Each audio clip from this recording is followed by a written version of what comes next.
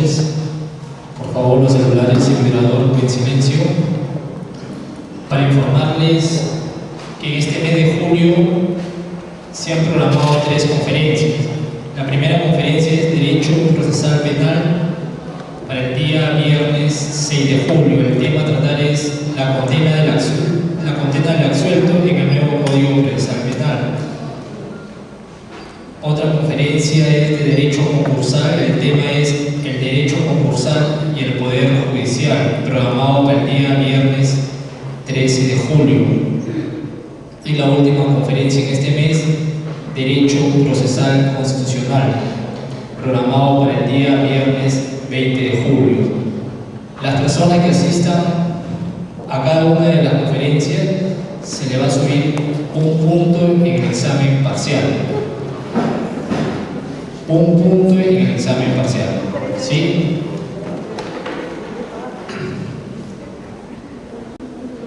Bueno, continuando con la estructura del diplomado, el tema a tratar el día de hoy, problemática en la formación de la relación jurídico-procesal, litis, consorcio e intervención.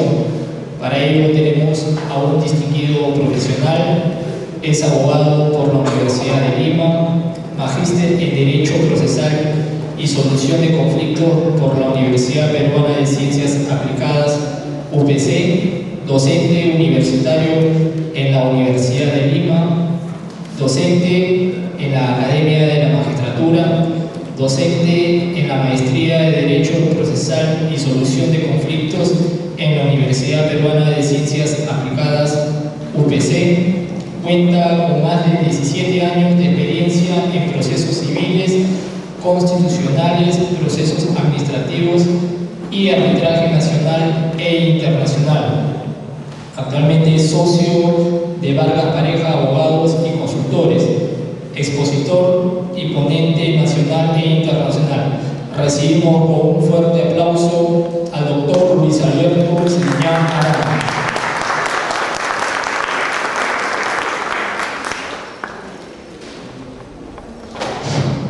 Buenas noches. Gracias por la invitación al Colegio de Abogados de Lima y gracias por su presencia.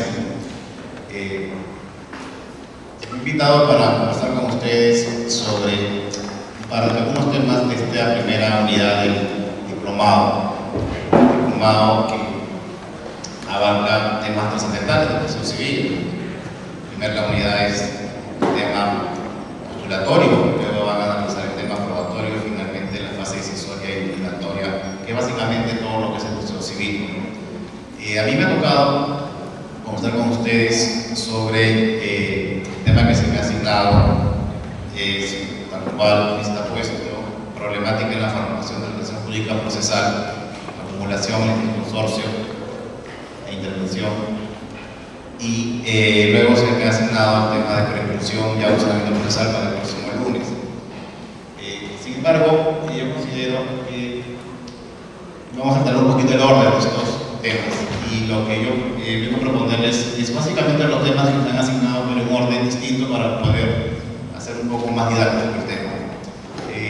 Propongo en general para esta presentación, para el próximo lunes, 4 temas. El primer tema es el tema que está en pantalla, que es Derecho a la tutela jurisdiccional por supuestos procesales y condiciones de la acción. Comenzar con este tema porque creo que para poder hablar de postulación del proceso, para poder conversar sobre los problemas que pueden presentarse en la postulación del proceso, hay que comenzar del principio. Y el principio es el concepto de tutela jurisdiccional y aún antes del concepto de jurisdicción.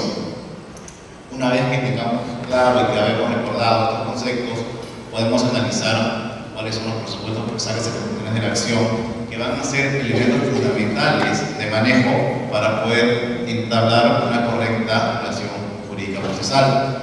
Por ello, el segundo tema que se propone es postulación y saneamiento, en el cual vamos a hablar cómo se revisa la relación procesal en la etapa postulatoria. Y vamos a ver que la relación procesal, como bien saben ustedes, se revisa en nuestro sistema procesal hasta en 4 momentos. El primer momento es cuando el juez califica la demanda. El segundo momento es cuando la parte de proponer secciones. La parte de proponer secciones va a tener que analizar si la sucursal está bien o mal. El momento es en el aprovisionamiento, cuando el juez por segunda vez revisa los supuestos y las condiciones de la acción. Y el último momento que existe, es excepcional, pero existe, es al sentenciar. El juez al sentenciar debe nuevamente revisar la relación procesal. Entonces, ustedes se dan cuenta, el tema de saneamiento es importantísimo. Por eso lo vamos a estudiar hoy día en la segunda parte.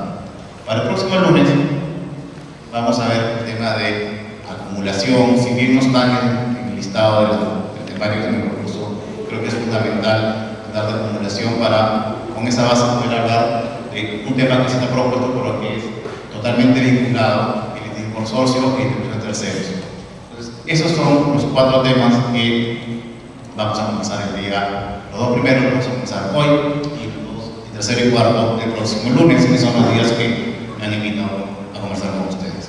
Entonces, vamos a comenzar con el primer tema: derecho a la jurisdicción y la jurisdicción. Ahora, es importante decirles algo, que estos temas son temas amplios, son temas que en una universitaria esto demora por lo menos un medio siglo explicarlo, hablamos de unas 8 semanas académicas.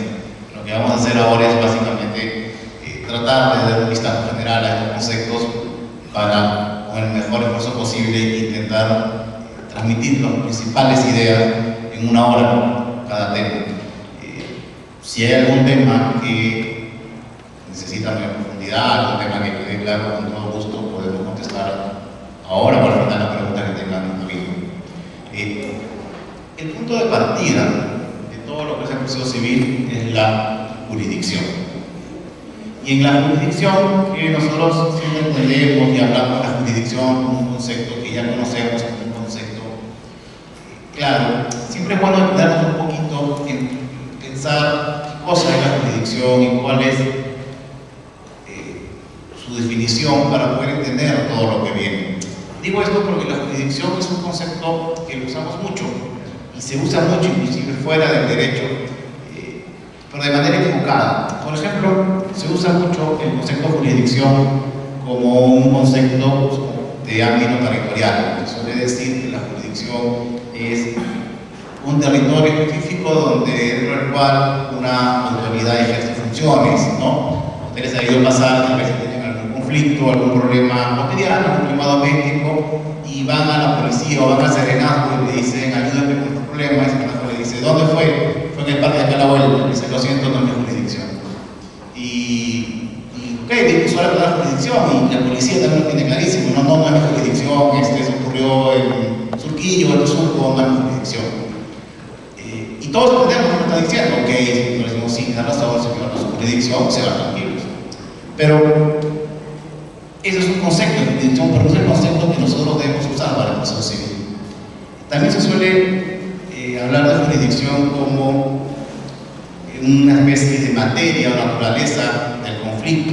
Nosotros hablamos de jurisdicción civil, jurisdicción penal, jurisdicción administrativa, jurisdicción laboral, etc.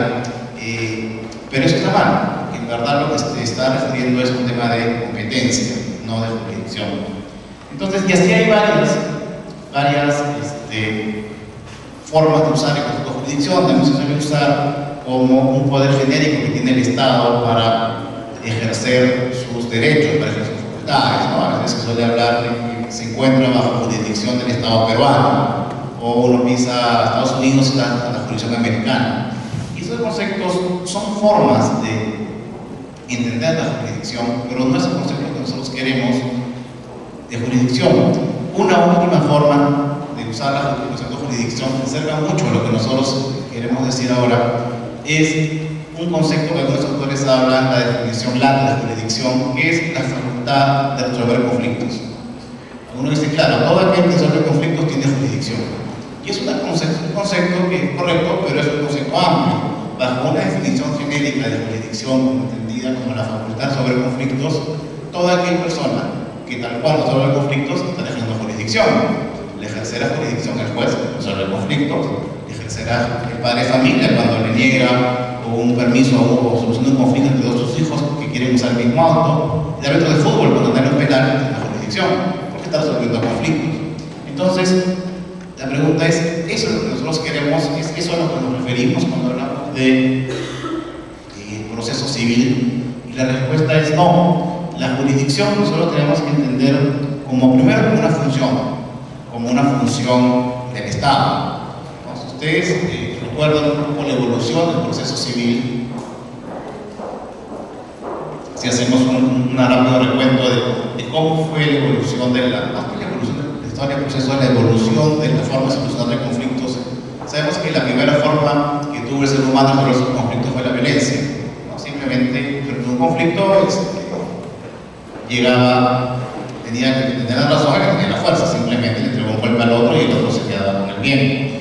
Y luego las sociedades se dieron cuenta que el uso de la acción directa, que es el uso de la fuerza para resolver conflictos, estaba vedado. El primer acto importante que hizo el hombre en materia jurisdiccional, judicial, fue prohibir la acción directa, es decir, no más los conflictos se deben solucionar a través de la violencia. Y se dieron cuenta que un mecanismo era darle solución de conflictos a terceros, que es lo que se llama la acción civil, la forma por la cual se solucionan conflictos a través de un tercero. El gran problema era que no sabían quién era el tercero. Ustedes recuerdan, a ese tercero primero fue más fuerte, porque este tercero más fuerte, si no cumplía sus decisiones, le pegaba al otro. Después dijeron no, el que está más cerca es desconocido, y así vemos que en antiguas civilizaciones el que resolvía conflictos eran los brujos, los hechiceros. Luego dijeron no, que sea alguien que tiene más experiencia, que los que resuelven conflictos fueran los ancianos. Hasta que esto de acá las sociedades fueron creciendo y se dieron cuenta que solucionar conflictos era un tema que daba poder. Fue el ente que ejercía el poder político el que ejercía también el poder de resolver conflictos. Esto se ve claramente en la Edad Media. En la Edad Media los hombres feudales eran los mismos que resolvían conflictos, ¿no? Cuando conversamos esto en la universidad, siempre nos acordamos del tema bíblico del rey Salomón, ¿no? Entonces, ¿por qué el rey Salomón, siendo un rey, tenía que resolver conflictos? Siendo un rey, porque el rey tenía que ser educado, resolvía conflictos, porque el poder jurisdiccional y político estaba concentrado en la misma persona. Pero conforme las sociedades avanzan, se da cuenta de que resolver conflictos era imposible mantenerlo en el poder político, y nace así el poder jurisdiccional como un ente único de resolver conflictos. Entonces, esta facultad de resolver conflictos es una facultad que la tiene un órgano del Estado, y que el Estado siempre ha considerado para sí la facultad de resolver conflictos. Entonces, primero tenemos que acordarnos que históricamente el Estado es el órgano que ha dicho: yo soy el único que puede resolver conflictos, porque resolver conflictos da poder. Entonces, el único que puede resolver conflictos es el Estado. Entonces, la jurisdicción debemos entenderla primero como una función del Estado, la función de resolver conflictos, pero no de resolver conflictos común y corriente como cualquier otra, sino que la jurisdicción tiene dos características. La primera es que es un poder-deber, es un poder y al mismo tiempo es un deber. ¿Por qué es un poder? Porque no hay otro órgano estatal encargado de resolver conflictos. Es decir, el único órgano que puede resolver conflictos es el órgano jurisdiccional, no hay otro. No existe la posibilidad de resolver conflictos distintos al órgano jurisdiccional, por eso es un poder. ¿De dónde viene la facultad de resolver conflictos? ¿Cuál es la fuente matriz de resolver conflictos? Va a depender de la concepción ideológica que tenga una sociedad. Algunas sociedades imparten justicia en nombre del rey, otros imparten justicia en nombre de Dios, otros ejercen el Estado, de la República. En nuestro país, la Constitución, artículo 138, señala que la potestad de la justicia emana del pueblo. Entonces, la jurisdicción, en primer lugar, es un poder. Y en segundo lugar, y eso nos importa para lo que viene, es un deber. ¿Por qué es un deber? Porque siendo el Estado el único que se ha arrogado la facultad de resolver conflictos, está en la obligación de prestar su tutela jurisdiccional cuando cualquier persona la desee. Entonces, el Estado dice: yo voy a resolver conflictos porque yo lo tengo que hacer, porque es un tema especializado, es un tema complicado, es un tema que genera poder. Ok, hazlo. Pero como consecuencia, es un deber porque el Estado está en la obligación de otorgar esa tutela jurisdiccional cuando se lo pida.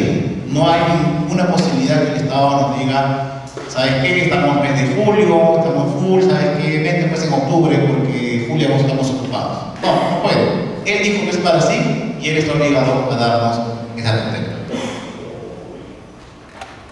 ¿Qué resuelve el Estado? Básicamente, resuelve conflictos de intereses y certidumbres jurídicas, que son las dos básicas y fundamentales fuentes de inicio del proceso judicial. Conflicto de intereses, cuando hay dos posiciones contrapuestas y una quiere primar sobre la otra.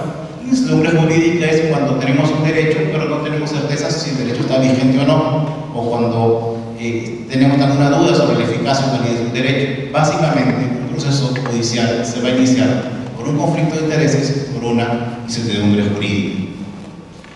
¿Cuáles son los elementos básicos para hablar de jurisdicción? Son dos. Juzgar, es decir, decidir los conflictos con autoridad de cosa juzgada. Nótense que el único que puede resolver los conflictos con autoridad de cosa juzgada es el Poder Judicial, la órgano jurisdiccional, en este caso el Poder Judicial. No hay otro órgano.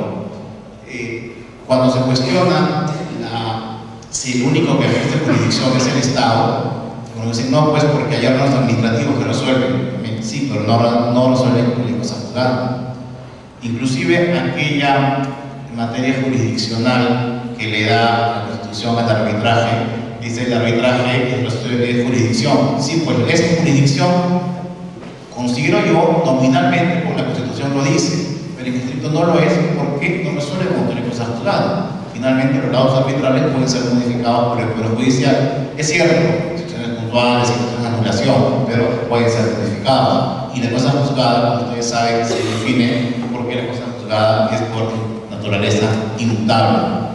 Entonces, el primer elemento para saber si alguien tiene jurisdicción es que puede decidir los conflictos con calidad de cosa juzgada.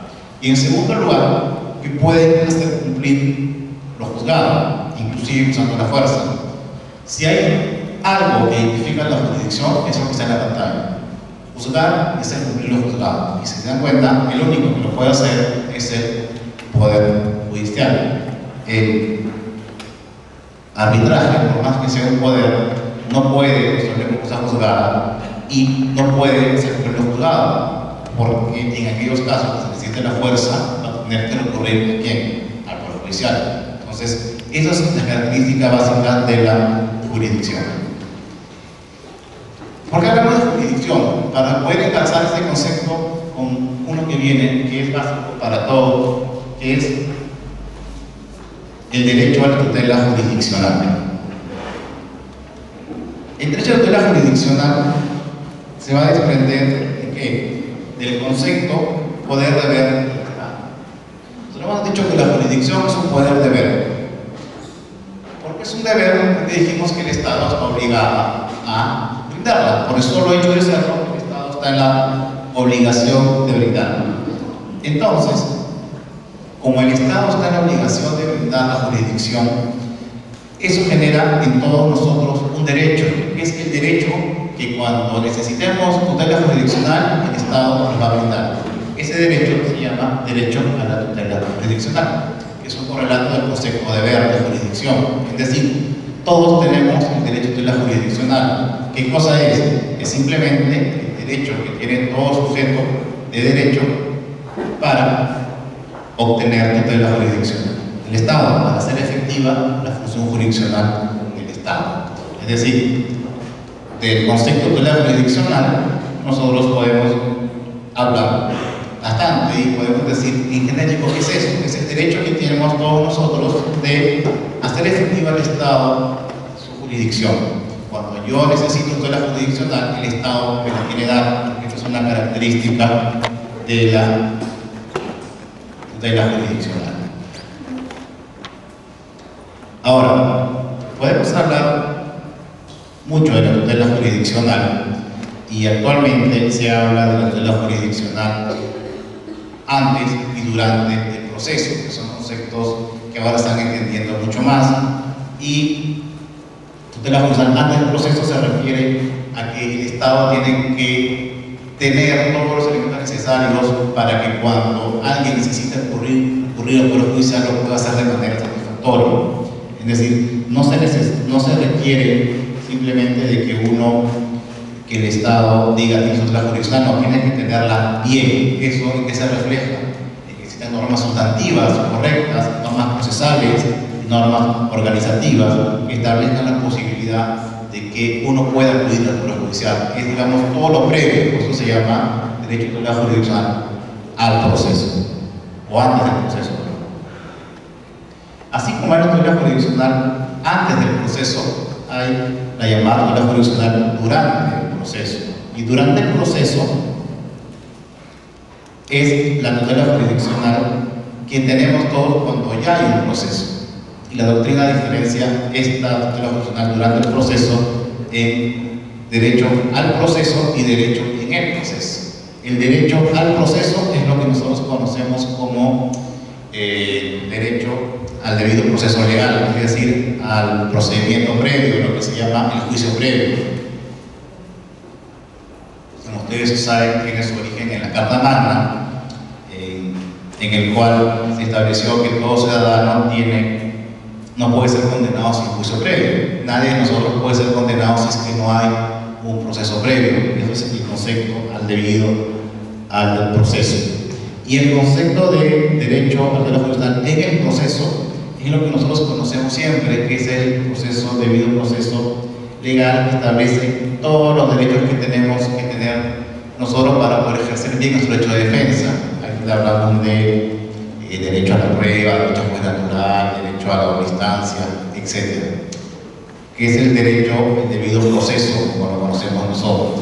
Pero también, contemporáneamente se ha desarrollado que el debido proceso no solamente es el debido proceso procesal, sino que también hay el llamado derecho proceso sustantivo. Es decir, no basta que se respeten las normas procedimentales. No es suficiente que a mí me garanticen mi juez natural, mi derecho a la instancia, mi derecho probatorio, mi derecho a motivación de acciones judiciales, sino que también necesito que la sentencia sea una sentencia justa, que no sea una sentencia arbitraria, que sea una sentencia razonable. Y eso es lo que la doctrina, nuestro Tribunal Constitucional, ha reconocido como el debido proceso sustancial. Entonces, ahora nosotros estamos totalmente protegidos, porque no solamente que se nos va a proteger el tema formal, sino el tema sustancial, es decir, que se resuelva bien, que se resuelva de forma razonable. Entonces, el derecho tutela jurisdiccional es el que nos va a dar inicio a un cuadro, que es el que está en la pantalla, que es el tema donde vamos a ver en el lado activo, en la parte superior, el derecho de tutela jurisdiccional. Ese derecho, vamos primero por el lado activo, es un derecho que se desdobla de dos formas. Por un lado, el derecho de acción. ¿Qué cosa es el derecho de acción? Es una expresión del derecho a tutela jurisdiccional, que es el derecho que tenemos todos de pedir tutela al Estado cuando tengamos un conflicto de intereses o una incertidumbre jurídica. Es decir, el derecho de acción es el derecho que yo tengo. Como es una derivación del derecho de tutela jurisdiccional, es muy parecido. La única diferencia es que el derecho de acción surge cuando yo considero que tengo algo que reclamar al Estado, a alguien. Cuando yo considero que tengo algo que reclamar a alguien, surge mi derecho de acción. Ese algo que tengo que reclamar a alguien puede ser real, puede ser ficticio, porque el derecho de acción tiene 4 características. Es público, porque va dirigido al Estado. Es abstracto, porque yo no necesito tener la razón para ejercerlo, simplemente basta con invocarlo. Yo puedo llenar el derecho de acción con cualquier cosa. Yo puedo hoy día demandarlos a ustedes porque me deben dinero y tendré derecho de acción. Otra cosa será que pierda el proceso. Pero yo no necesito tener la razón para tener derecho de acción. Una prueba de ello son las demandas infundadas. Es subjetivo porque está presente en toda persona y es autónomo porque el derecho de acción surge y vive independientemente de las normas de derecho sustantivo. Es un concepto netamente procesal. Al ser el derecho de acción un derecho, hay que materializarlo. ¿Cómo lo materializamos? A través de un acto que ustedes conocen que se llama la demanda. la demanda, sobre la cual vamos a volver en un momento, es la forma como materializamos el derecho de acción. Ya es el primer acto físico, el primer acto palpable del proceso.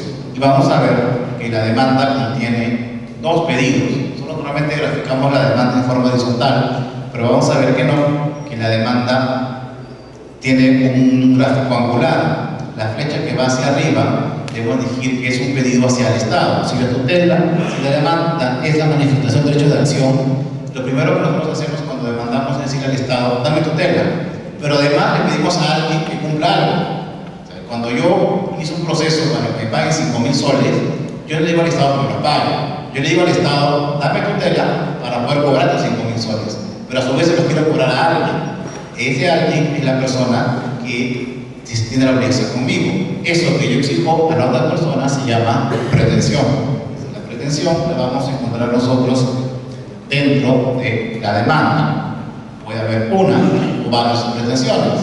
El próximo lunes conversaremos cómo hacemos cuando tenemos varias pretensiones, si se puede presentar juntas o no, ese tema de acumulación. En el lado pasivo, la figura es más o menos similar. Si el derecho de acción es el lado pasivo, activo, el lado pasivo es el derecho de contradicción. Y el derecho de contradicción es exactamente lo mismo que el derecho de acción, pero es su cara contraria. Es decir, es el derecho que yo tengo de poder defenderme cuando alguien previamente ha ejercido su derecho de acción en mi contra, dirigiéndome una pretensión. Entonces, el derecho de acción es exactamente, comparte las mismas características, es público, subjetivo, autónomo y abstracto.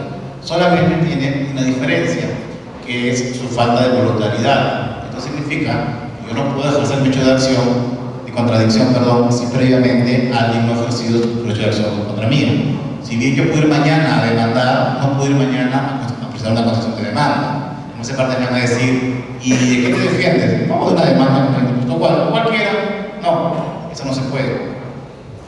El derecho de contradicción se materializa en la defensa. Pero la defensa viene siendo aún un derecho, por lo tanto, abstracto.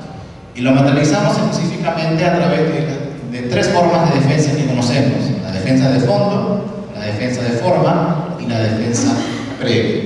Cuando yo quiero defenderme, tengo tres formas de hacerlo: de fondo, de forma y previa. De fondo sabemos que es cuestionando directamente las pretensiones, atacando la pretensión en forma específica, diciendo no te debo, no salgo de la casa, no hijo, no debo alimentos, etc. Cuando directamente ataco la pretensión. De forma es cuando ataco vicios en la relación procesal, lo que vamos a conversar ahora, presupuestos procesales y funciones de la acción, es a través de llamadas excepciones. Y defensa previa es cuando la norma me establece alguna actividad que tengo que hacer antes de continuar con el proceso. No cuestiono ni el fondo ni la forma, pero sí cuestiono que hay alguna actividad anterior que por mandato legal tengo que hacer. Y mientras no lo haga, no se puede continuar el proceso. Entonces, ese es más o menos el esquema de dónde nacen los conceptos que manejamos nosotros de demanda, contestación, derecho de defensa, derecho de secciones y defensa de forma. También tenemos que conversar que existen las relaciones, la relación jurídica sustantiva y la relación jurídica procesal, que son conceptos básicos pero importantes para poder entender cuál es la esencia del proceso. La relación jurídica sustantiva está compuesta por un sujeto activo y un sujeto pasivo. Cuando hablamos de relación jurídica sustantiva estamos hablando de un estadio prejudicial. Aquí no hay proceso aún, simplemente hay un conflicto de intereses por resolverse una incertidumbre jurídica, en el cual el sujeto activo exige algo al sujeto pasivo. El sujeto activo le pide algo, el sujeto pasivo le responde. Entonces hay obligaciones de ida y vuelta y hay una razón por la cual se exige ese algo. Entonces, en la relación jurídica sustantiva estamos frente a dos sujetos que tienen una controversia por resolver. Lo normal sería cuando el sujeto pasivo activo reclama, el sujeto pasivo le diga: sí, pues estoy de acuerdo con lo que estás diciendo y acá está tu dinero. Salte de mi casa, mañana me voy. La vida vuelve feliz y se acabó el tema y el proceso civil no existiría. Pero lamentablemente eso no ocurre y normalmente el sujeto pasivo tipo dice, no me voy a tu casa, no tengo dónde irme, no tengo dinero, te voy a pagar, o simplemente se queda mudo. Entonces, cuando ocurre eso, ¿qué queda? Usar el derecho de acción y pedir tutela jurisdiccional. Y es cuando surge la relación jurídica procesal en la cual ya interviene el juez, como tercer personaje. El sujeto activo se convierte en demandante, el sujeto pasivo en demandado, y surgen entre ellos una serie de relaciones. Entonces, esos son los elementos de la relación jurídica procesal. Interviene el juez, el demandante y el demandado. Esta primera línea es el derecho de acción, que es la tutela jurisdiccional que le pide el demandante al demandado. Esta otra línea es el derecho de contradicción, que es la tutela que le pide el demandado al Estado para poder defenderse. La respuesta que le da el Estado a ambos, esa línea de ahí es la pretensión, que es el pedido que le hace el demandante al demandado, y la respuesta del demandado, que sería su defensa, ya sea de fondo, de forma o previa. Entonces, ese gráfico triangular que ustedes ven en la pantalla es lo que se llama la relación jurídica procesal. Es lo que para nosotros es el proceso. Cuando alguien quiera saber cuál es la naturaleza del proceso, nosotros vamos a decir que para nosotros, para el Perú, para el Código Procesal Peruano, el proceso es una relación jurídica procesal. ¿Por qué? Porque para nosotros el proceso es un conjunto de cargas, deberes y obligaciones que existen entre el demandante, el demandado y el juez. Eso es para nosotros un proceso. Este conjunto de actos que van del demandante, del demandado al juez de ida y el regreso, ese conjunto de actos que son deberes, cargas y obligaciones, es el proceso judicial para nosotros. Es por eso que el proceso se considera iniciado con el emplazamiento y no con la presentación de la demanda. Si el proceso es el vínculo entre juez, demandante y demandado, solo puede existir cuando los tres actores están en conocimiento de él. Y eso ocurre cuando el demandado es identificado. Cuando yo demando y declaro inadmisible la demanda y subsano, hay actividad procesal, pero técnicamente no es proceso, porque el demandado no se ha enterado.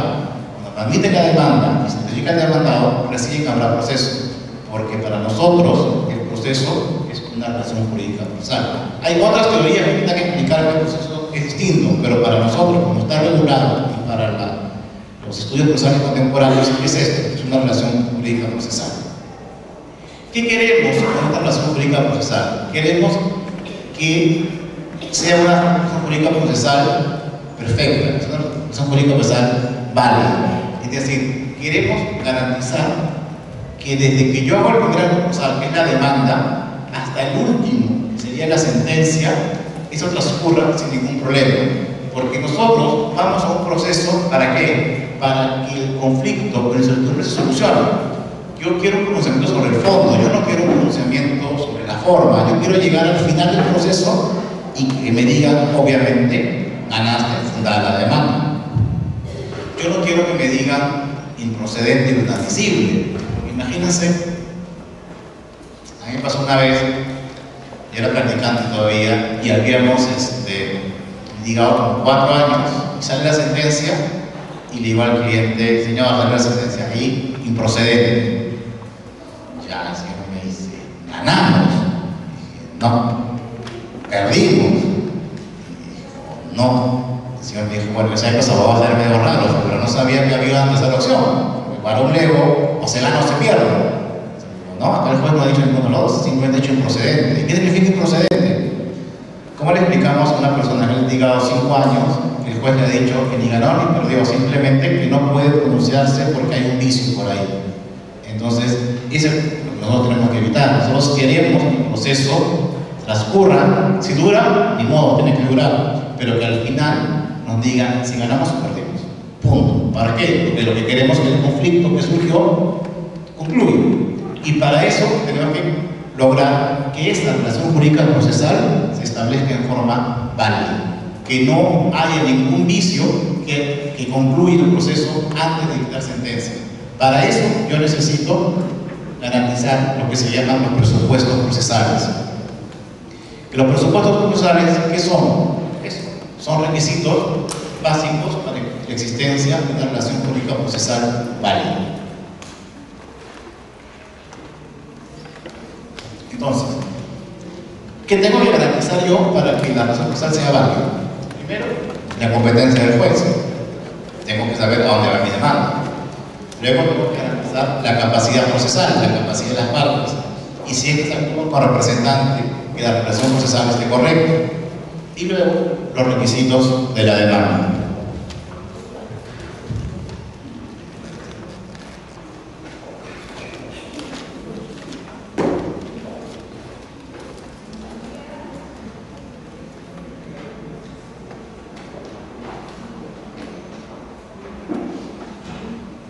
Entonces, esos son los tres elementos. Primero, juez. Tengo que ir al juez que sea competente. Luego, que las partes que litigan tengan capacidad. Y si las partes tienen capacidad, que los representantes, si es que uno los hubiere, cumplen los requisitos de ley. Y finalmente, que mi demanda, este elemento a través del cual yo voy a ejercer mis derechos, cumpla con los requisitos que establece la ley. Conversemos sobre ellos brevemente. Competencia. La competencia, en verdad, no es sino un conjunto de reglas. Un conjunto de reglas establece los mecanismos para distribuir la jurisdicción de los distintos jueces. Dijimos que la jurisdicción es la facultad sobre conflictos. ¿Ok? Entonces, si todos los jueces tienen jurisdicción, es correcto, todos los jueces tienen la potestad de los conflictos. Entonces, va a llegar un momento en que es necesario ordenar eso. Yo no puedo decir que todos los jueces vean todo, porque si no fuera muy simple. Imaginemos que todos los que estamos presentes fuéramos jueces y decimos, ok, cada uno vea lo que le corresponde, lo que le parece bien. Entonces van a haber muchos jueces seguramente en Lima o jueces en provincias. Lima más bonito, Lima tiene tren eléctrico y todo, nos quedamos en. Otros dirán, no, yo voy a mi tierra, me gusta Trujillo, soy trujillano, voy a estar ahí. Otros dirán, bueno, me gustan temas civiles, y va a haber una desproporción en la distribución. Obviamente, en grado, todos queremos estar en la Suprema, ¿no? Entonces, no va a haber jueces de paz, no va a haber jueces especializados. Entonces, la forma para evitar eso es distribuirla en forma equitativa. Y eso es la competencia. La competencia no es sino un conjunto de reglas que establecen cómo se va a distribuir la jurisdicción entre los determinados jueces. Algunos dicen que la jurisdicción, la competencia, el ejercicio vale la jurisdicción. Por eso, en jurisdicción y competencia hay una relación de género-especie, donde la jurisdicción es el género y la competencia es la especie. ¿Cómo hacemos para determinar cuál es el juez competente? Porque nótese que de acuerdo a las reglas de la competencia establecidas en el Código Procesal Civil, yo voy a encontrar que para mi caso solo uno es el juez competente, nada más, uno. Entonces, ¿cómo hago de todo este universo de miles de jueces en el Perú para encontrar el mío? Y miren que es realmente importante esto, porque si yo no logro encontrar el juez competente para mi caso, va a darse la posibilidad de que mi demanda que le he hecho con todo esfuerzo simplemente me la rechacen porque me fue un juez que no es competente o pierda tiempo, la deriven a otro juez. Entonces, para llegar a eso, yo necesito atravesar por los llamados elementos de la competencia. La competencia tiene 5 elementos a través de los cuales yo voy a lograr encontrar al juez competente para mi caso. El principal elemento, o el primer elemento, es el territorio. ¿Qué es el territorio? El territorio es el espacio físico donde se va a desarrollar el proceso. Es eso. El proceso se tiene que resolver en algún lugar. Ese es el territorio. Hay reglas para establecer el territorio. Y hay básicamente 3 clases de reglas: la regla general, las reglas especiales y las reglas facultativas. La regla general de la competencia, como saben, es competente el juez de domicilio del demandado. De arranque, cuando yo quiero saber dónde demando, domicilio del demandado. Ok. ¿Por qué? Algunos dicen, pues está en el código, ¿no? Y verdad, no está en el código, pero ¿cuál es la razón por la cual es el juez de domicilio demandado? Muchos dicen, eso está mal, ¿no? O sea, yo alquilo mi casa, o mejor dicho, algo más práctico. Yo le presto dinero a un señor de buena gente, si no me paga, tengo que demandar, y encima tengo que ir hasta el juez de su domicilio, por supuesto que sea en provincia, para litigar. El señor se ha ido ahora a vivir a Tumbes, y yo tengo que ir a Tumbes para cobrar esta sinvergüenza. Entonces uno dice, escucha, en principio sí puede ser. ¿Por qué? Porque la norma dice que es el juez del domicilio del demandado. ¿Y por qué ha puesto eso? Ha puesto eso básicamente por un tema de tratar de equilibrar las cosas, porque sabemos nosotros que por el derecho de acción cualquier persona puede mandar a otra por cualquier cosa. Entonces, potencialmente todos nosotros podemos ser demandados. Podemos ser demandados por cosas que realmente estamos obligados a cumplir o por cosas absurdas. El día de mañana una chica que conocemos nos mira feo, la miramos feo y nos demanda por alimentos, nos demanda por maternidad de un menor. Y nosotros tenemos que ir a defendernos, obviamente tenemos que defendernos. Entonces la norma dice, como todos nosotros estamos en la potencialidad de que nos demanden, la única forma de equilibrar eso es, yo no puedo evitar que te demanden, pero sí puedo hacer que te demanden y llegue cerca a tu domicilio para el ahorro de tiempo y esfuerzo. Un poco ese es el principio. Ahora ustedes me dirán, sí pues, pero hay casos en los cuales el que está en la parte más débil es el demandante, ¿por qué tiene que trasladarse? Bueno, para eso existen otro tipo de reglas. Entonces, y la regla general es esa, domicilio del demandado.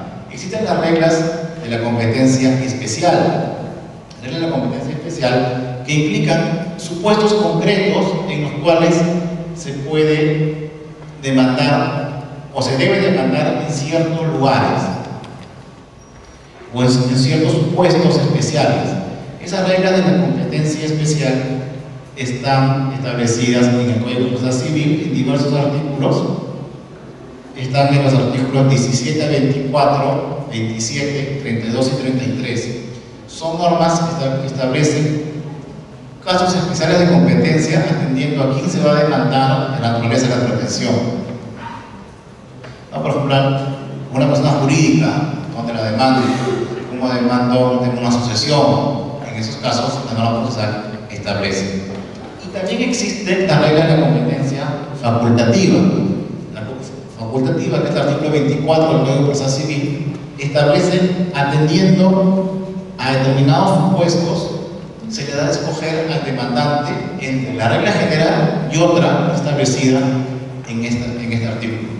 Por ejemplo, en el caso de alimentos, dice o regla general o el domicilio del demandante.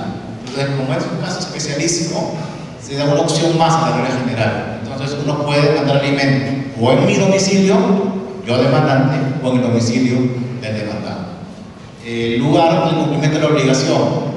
Yo tengo, se estableció en el contrato, se libre con el señor de Tumbes que me tenía que pagar en Lima.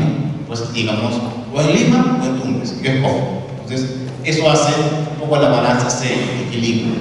Entonces, ¿cómo hago yo para saber qué juez tiene que hacer? Tengo que analizar las tres reglas. Regla general, y luego veo si es que hay alguna norma, alguna regla especial para demandar. La busco, la analizo. Y si digo, escucha, pero quisiera otra, busco el 24 y veo si hay alguna regla facultativa que me diga que además de la general puedo optar por otra. Y así voy a encontrar mi juez competente. Un punto importante en la competencia es el tema de la prórroga. La prórroga de la competencia, prorrogar es continuar. Y continuar la competencia significa que las partes se someten a la competencia de un juez por territorio que no les corresponde. Es decir, de acuerdo a las reglas generales, nos corresponde litigar en Lima, pero las partes decidimos litigar en Arequipa, por cualquier razón. Es prorrogar la competencia. Solo se puede por territorio. ¿Y por qué las partes pueden prorrogar la competencia? Simplemente porque desean. Trabajan en Arequipa y prefieren estar en Arequipa, viajan mucho a Arequipa y están ahí. Lo pueden hacer. Porque en realidad un juez civil especializado en lo civil de cualquier parte del Perú es exactamente igual a otro. Dirán, no, pues si de Lima sabe más. Tal vez por la experiencia, pero no necesariamente. Es tan juez civil el de Trujillo, como el de Chiclayo, el de Tumbes, el de Puno, como el de Lima.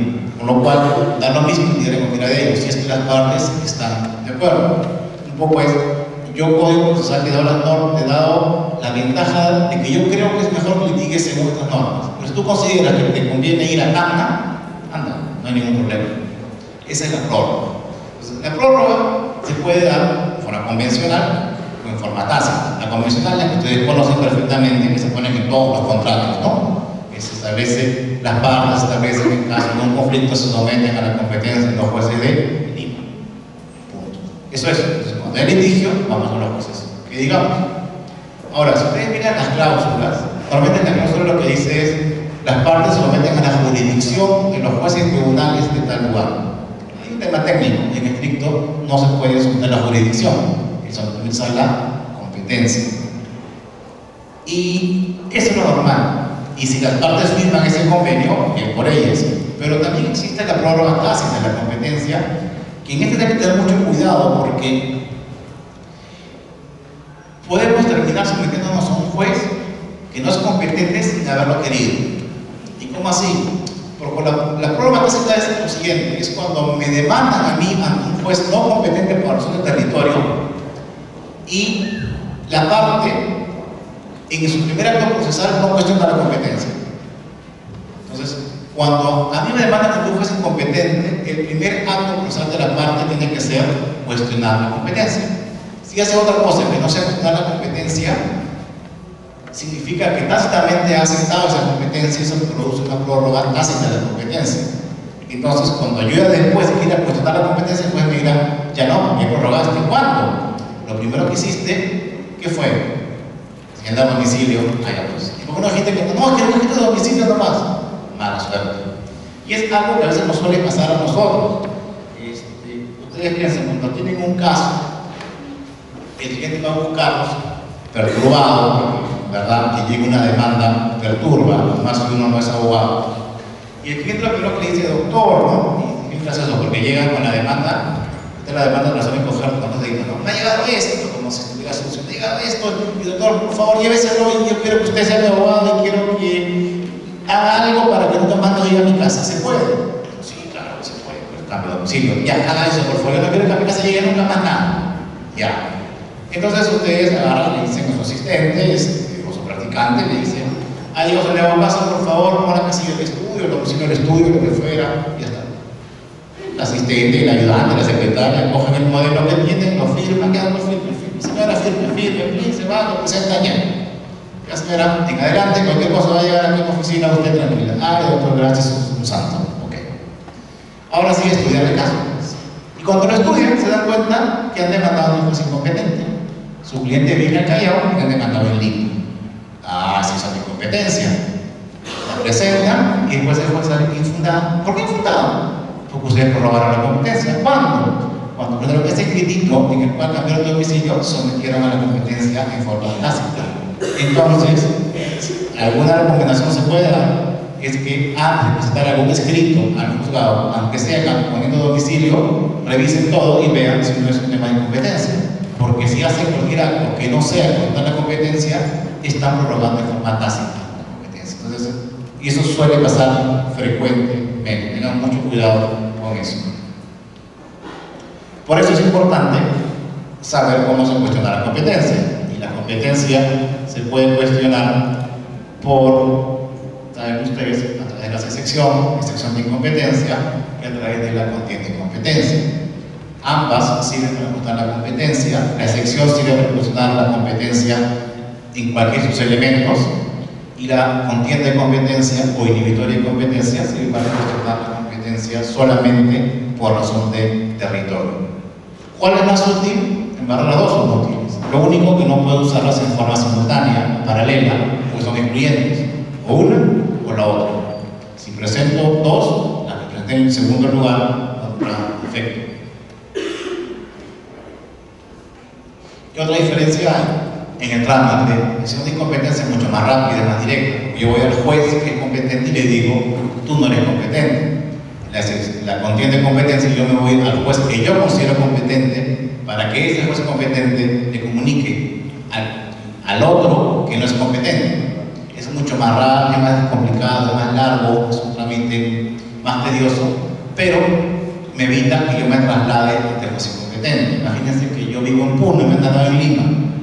Yo no quiero venir a Lima. Voy a Puno, le digo a mi juez de Puno, tú eres el competente. El juez de Puno le avisa que Lima, le dice, por si acaso la revisar, soy competente, mándame el caso. Se lo mando. Aquí está.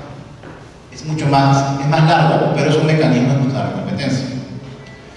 Entonces, esto es básicamente lo principal, por los principales rasgos de la competencia por territorio. Después de la competencia dijimos que eran 5 los elementos.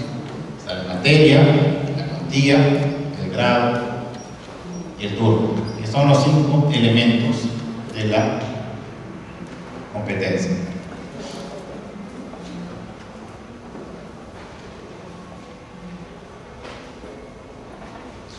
La materia, saben ustedes que es de acuerdo a la naturaleza del litigio, la naturaleza de la pretensión.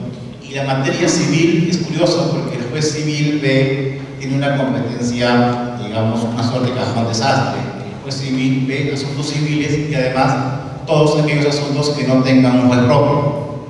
Entonces, el juez civil termina viendo cosas, por ejemplo, hoy día temas de derecho agrario, las cosas agrarias, termina viendo el juez civil. El juez civil ve no necesariamente cosas civiles, cosas que no tienen un juez propio, va a ver el juez civil. Es una competencia un poco especial. La cuantía tiene que ver con el valor económico del petitorio, no necesariamente todas las pretensiones tienen cuantía. El grado tiene que ver con la estructura jerárquica perjudicial y el turno tiene que ver con el momento en el cual cada juzgado tiene la posibilidad de conocer procesos. En Lima y en las principales ciudades del país ya no es tema porque hay un turno automático. En algunos juegos de paz esto puede aún estar por turnos semanales o mensuales, pero normalmente esto ya es un tema de un sistema de cómputo.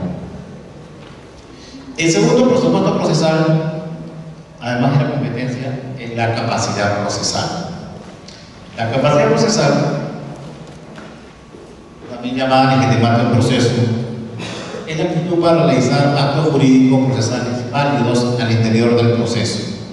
Es decir, yo tengo la capacidad de ser titular de un derecho, pero tengo que tener la capacidad para realizar esos actos procesales válidos al interior del proceso.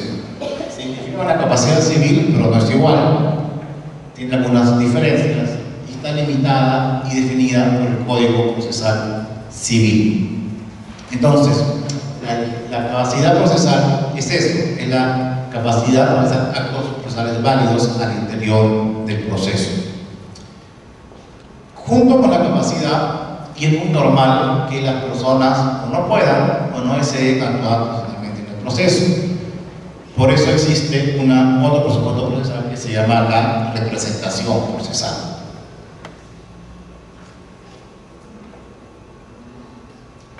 La representación procesal podemos definirla como aquel instituto que permite a una persona participar en un proceso, no obstante no formar parte de la acción jurídica sustantiva, pero realiza actos procesales en él. Es decir, normalmente quien debe participar en el proceso es el titular de la acción jurídica sustantiva, el titular del conflicto.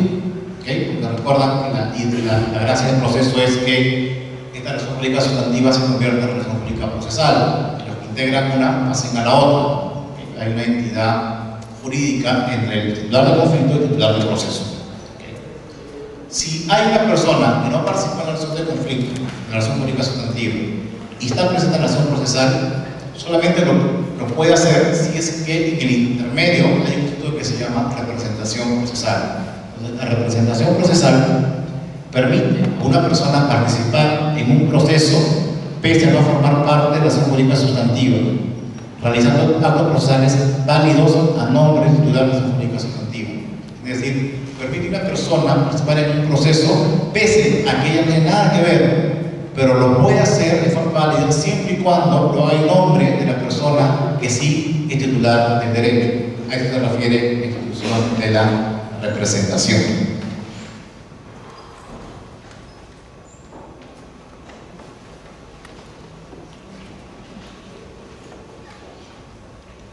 ¿Okay? Veamos algunas cosas sobre representación. ¿Cómo actúa el proceso de una persona natural? Acá hay que diferenciar dos supuestos: que no tenga capacidad y que no tenga capacidad procesal. Tiene capacidad procesal ella misma, una posibilidad de llevar el proceso, o a través de un apoderado judicial. Estamos frente a un caso de una representación voluntaria. El apoderado judicial es una típica figura, que la vamos a ver en otro momento, que implica una persona natural es representada por otra persona natural, ambas con plena capacidad. Es un caso de representación voluntaria. Y si no tiene capacidad, es representada por un curador. El curador puede ser de origen legal, el padre o la madre, o judicial cuando el juez nombra al curador. Entonces, eso es cómo puede actuar una persona natural dentro de un proceso. Si fuera el caso de una persona jurídica,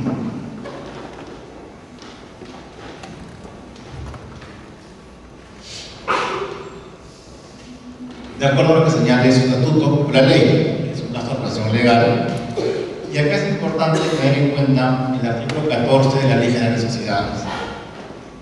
¿Por qué? Porque recuerdan ustedes que con el tema de la representación se hizo mucho énfasis en que siendo una persona jurídica tiene que tener todas las facultades especiales y tendrá la representación, y se cuestionaba mucho el tema del gerente, ¿no? El gerente general tiene todas las facultades o no. Y algunos decían no, pues porque no tiene las facultades para poder ofrecer contra cautela. Pero ese gerente general pues tiene que tenerlas. ¿Cómo hacemos? Ah, no, si no dice no. Y en estricto era una aplicación lógica del principio de literalidad, ¿no? Pero en el extremo, porque si el gerente general no tenía, ni casi iba a tener. Por eso hubo una ley primero, después la Ley General de Sociedades estableció en su artículo 14, que está en pantalla, ¿no? Que dice que el gerente general, los administradores de la sociedad, según sea el caso, gozan de las facultades generales de ejercer la representación señaladas en la Constitución Civil y las temas de arbitraje, pero solo mérito de su nombramiento. Entonces, ya no hay tema.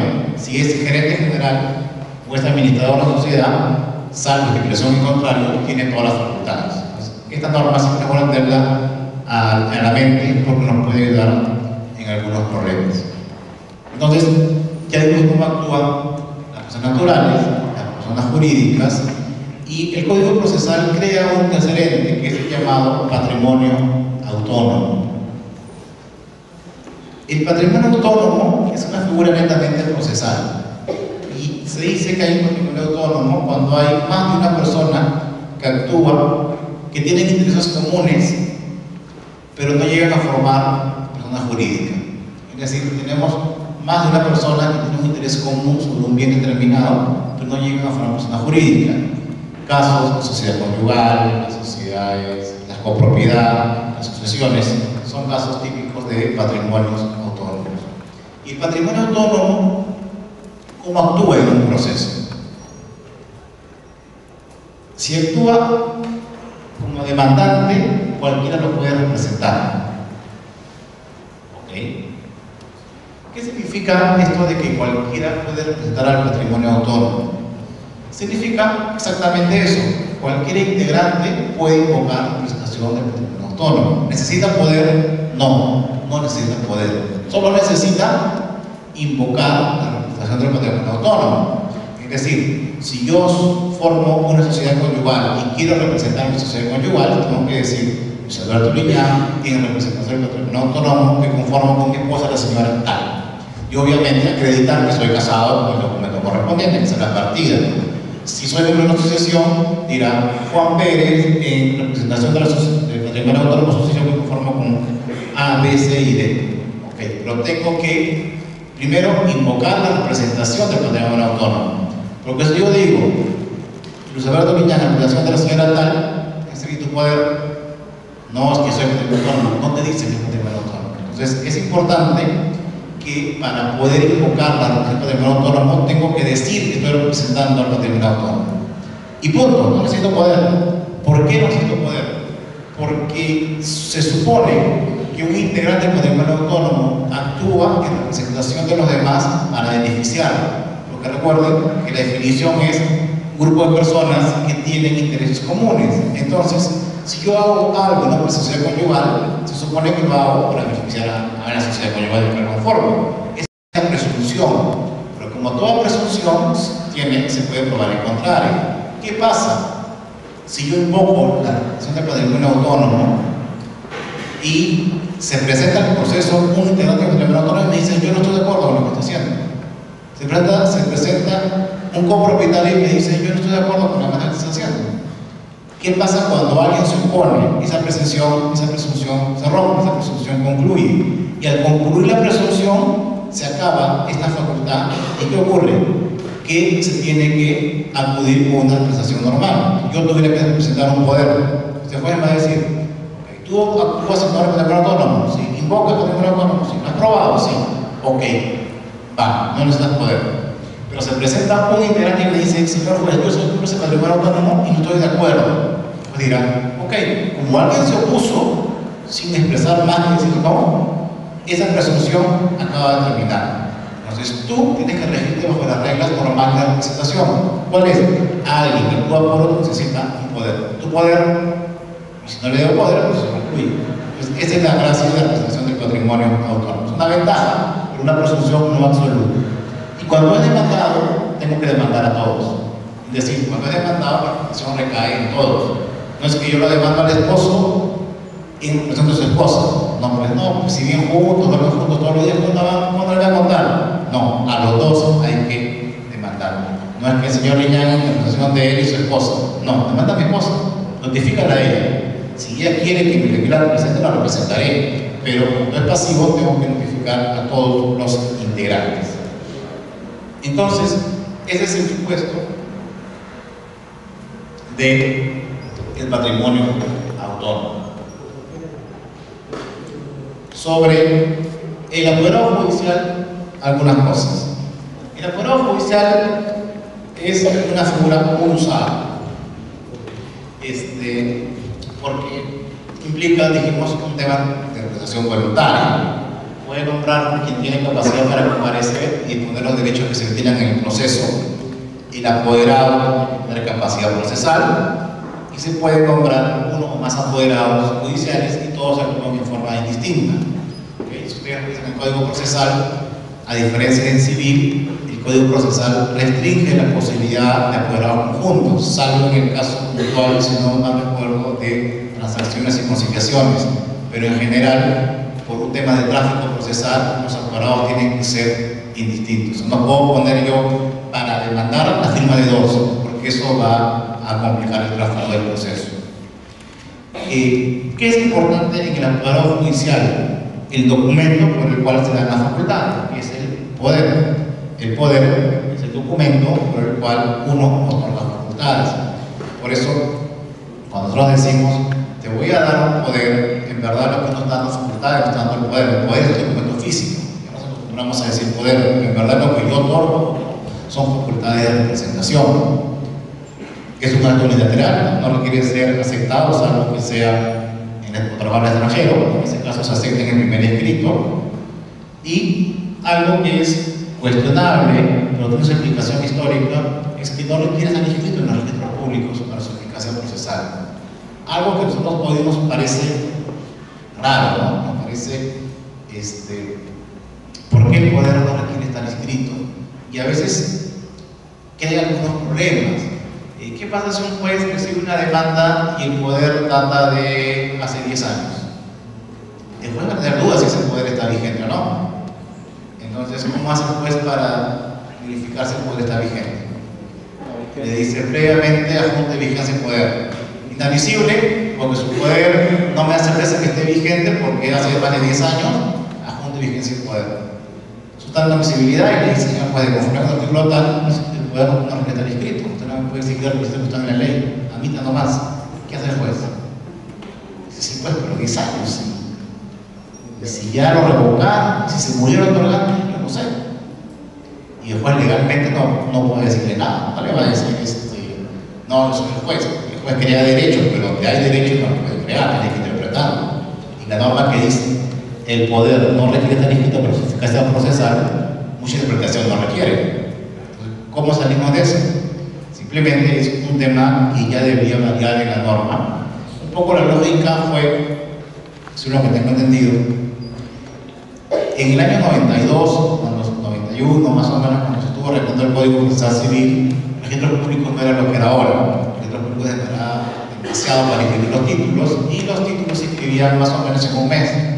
Entonces decía, si yo ya había problemas con que cuando uno demandaba, otorgaba un poder, a la hora de comenzar la demanda no estaba listo el inscrito porque no salía inscrito y uno perdía su derecho para defenderse. Entonces dijeron, ¿para qué escribo un poder de registro? No lo escribo para que se ponga en conocimiento tercero, hay un poder. Cuando yo litigo, ¿ante quién necesito que conozca que hay un poder? ¿Todos? No, el juez y la contraparte. Entonces, dale el poder al juez y la contraparte para que lo vean y vean que hay poder. Lo cual necesitamos que esté escrito. Y un poco por eso fue. Pero hoy surge un problema, como les acabo de comentar, y creo que sí sería mejor que la norma establezca que tenga que estar escrito. Y por recomendación es mejor inscribirlo, pese a que la norma no lo dice, para evitar los problemas como estas cosas que pueden pasar. Lo importante de la representación son las facultades. ¿Okay? Las facultades generales y las facultades especiales. Porque lo que yo otorgo, dijimos, por más que digamos coloquialmente que es el poder, yo otorgo facultades de representación. Y las facultades generales son, como se lo dice, facultades de impulso del proceso. Facultades que solamente van a servir para llevar adelante el proceso y continuarlo hasta su fin. Simplemente no implica ninguna disposición de derechos, simplemente trata de hacer cualquier cosa. Ahí donde se requiera un acto de disposición de derechos, eso no es facultad general. Eso es una facultad que se llama facultad especial, que implica actos para disponer derechos sustantivos y derechos procesales.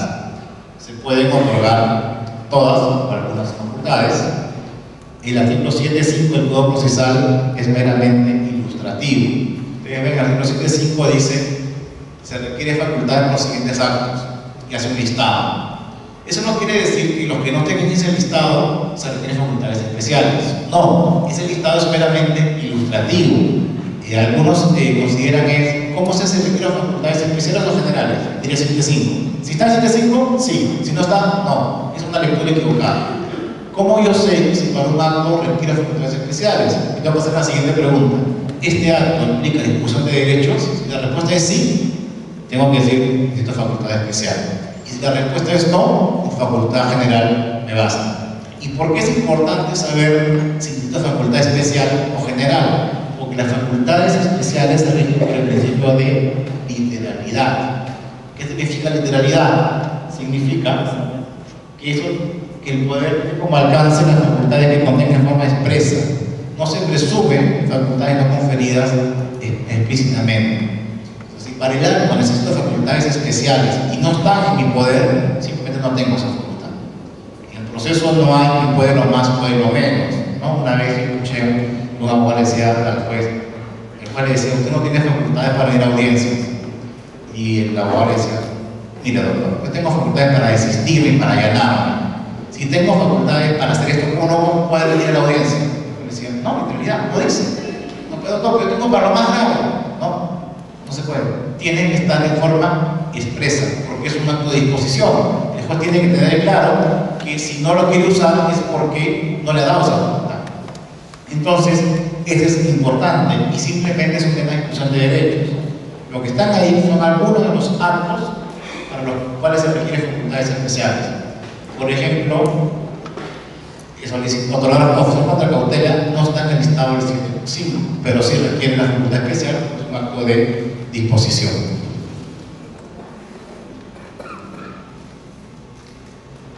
La representación acá, obviamente, con la renuncia o la revocación del poder, entre otros requisitos.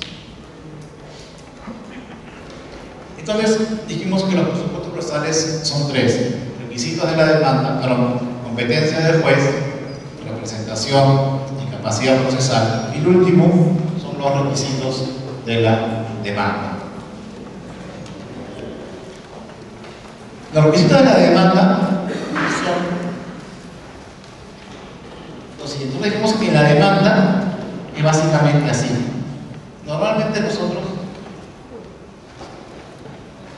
solamente nos fijamos en la parte inferior, solamente decimos demanda una relación con el demandado, pero hemos dicho que la demanda es una expresión de voluntad que implica una doble pedido, por eso hay dos fechas, una hacia el juez, pidiendo la tutela jurisdiccional, y otra hacia el contrario exigiendo el cumplimiento de algo que se llama pretensión.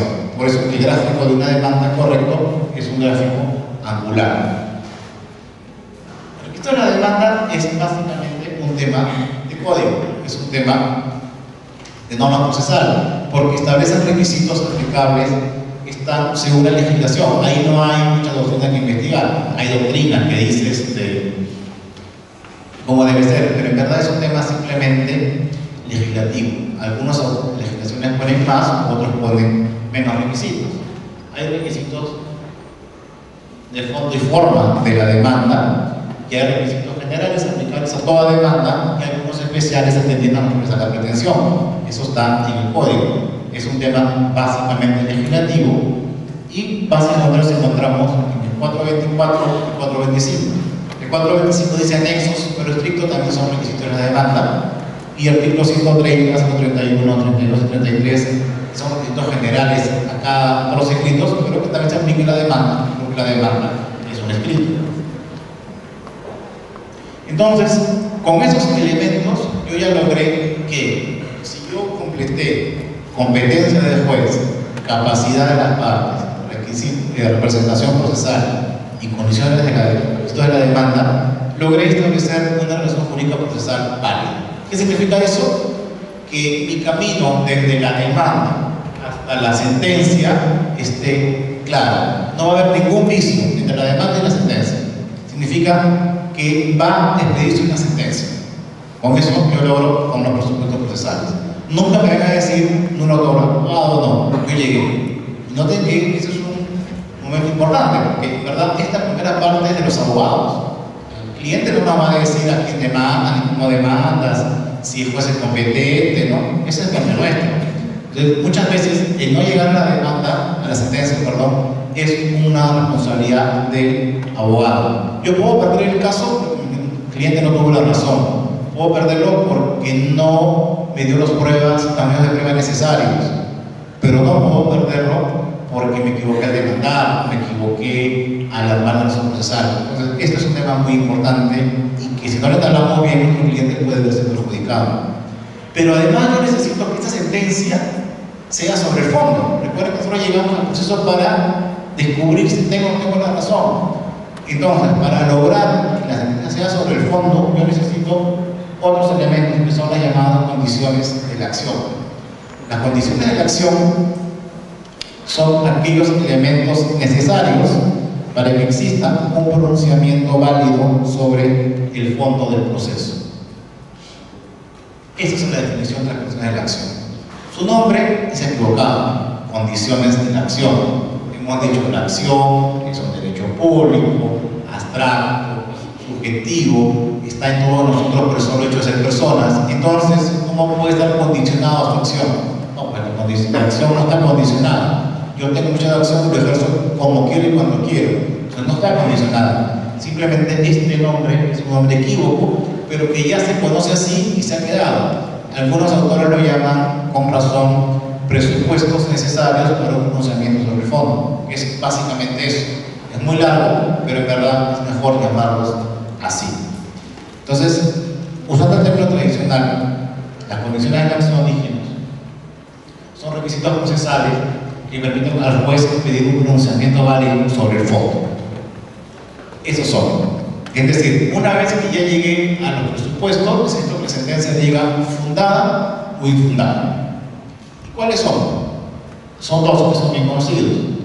El interés procesal, también llamado interés para obrar, y la legitimidad para obrar, que son los dos únicos condiciones, son las dos únicas condiciones de la acción.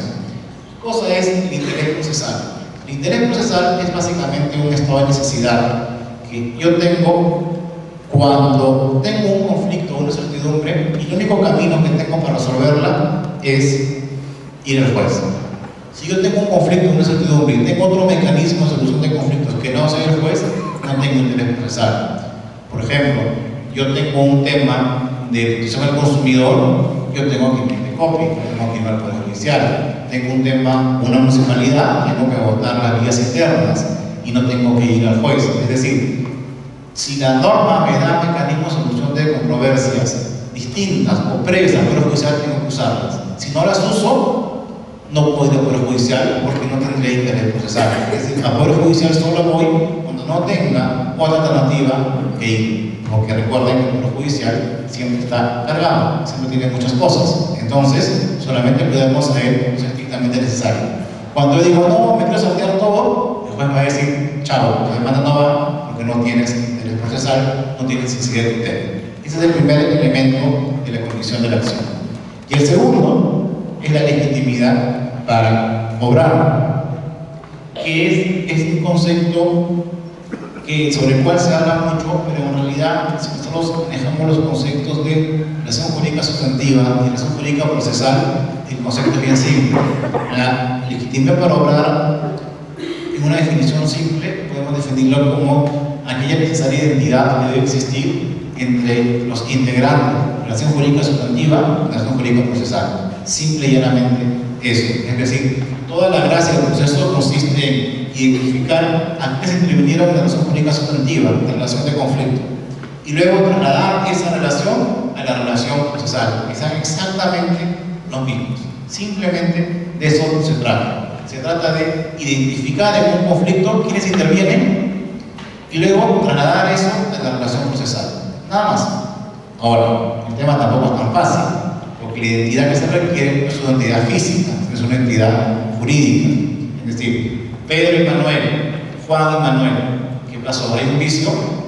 No, porque puede ser que Manuel está interviniendo en representación de Pedro, con lo cual sea identidad jurídica. Puede ser que sea su apoderado, puede ser de que le haya comprado el bien, porque fue un acto inter vivos, o puede ser que sea su sucesor, por un acto mortis causa. Entonces, esta entidad que tiene que haber en la relación jurídica sustantiva y la procesal es una entidad jurídica, más no física. Si es física, mejor, pero en efecto también es jurídica. ¿Okay? Ahora, algo que suele pasar es tratar de identificar la relación jurídica sustantiva como la relación contractual. La relación jurídica sustantiva y la relación contractual son cosas distintas. Yo puedo tener una relación contractual y no necesariamente los integrantes de la relación jurídica sustantiva son los que participaron en el contrato. Porque puede que yo firme un contrato con B, pero el conflicto lo tenga con B y con C. Con lo cual, la relación jurídica sustancial va a ser con quién tuve el problema. ¿Con quién lo tuve? Con B y con C. ¿Y a quién demando? A B y a C. Pero B no, C no firmó el contrato. No importa, porque no manda el contrato, manda el conflicto. Yo voy a solucionar el conflicto y el conflicto es lo que a mí me interesa. Por eso, este concepto de legitimidad para obrar es importante saber como un concepto de identidad. Solo lo vamos a lograr entender si tenemos claro cómo se configura la relación jurídica sustantiva y cómo pasa esto a la relación jurídica procesal. Esto que hemos hablado es el concepto de legitimidad para obrar ordinaria o común. ¿Okay? También existe un concepto que se llama legitimidad extraordinaria. La legitimidad ordinaria, en la que hemos hablado, es aquella normal, la que siempre tenemos, que es cuando yo puedo identificar al titular del derecho. ¿Okay? Yo quiero saber quién es este vaso, puedo identificar a su dueño. Quiero saber quién es este lapicero, puedo identificar a su dueño. Pero hay casos en los cuales no se puede identificar al titular del derecho, porque es lo que se llama un interés difuso. Un interés difuso es un interés que corresponde a un número indeterminado de personas, como por ejemplo el interés al medio ambiente, a los bienes históricos, a los bienes culturales. Y yo no puedo saber, se derrama petróleo en Mar del Callao, ¿y quiénes son los afectados? ¿Los del Callao? ¿No? ¿Los peruanos? No, todos, porque a todos les va a importar eso.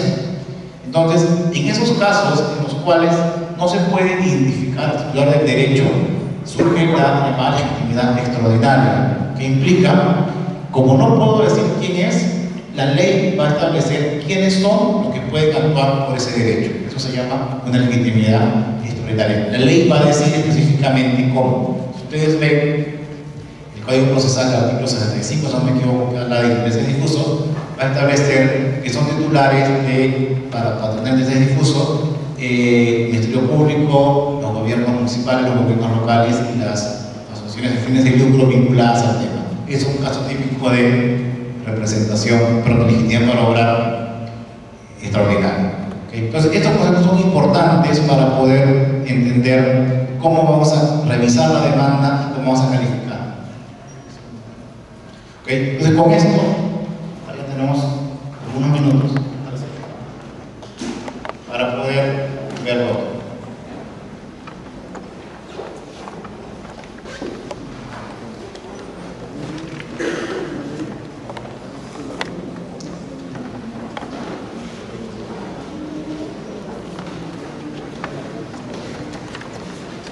Entonces, con lo que hemos conversado, podemos ver este tema.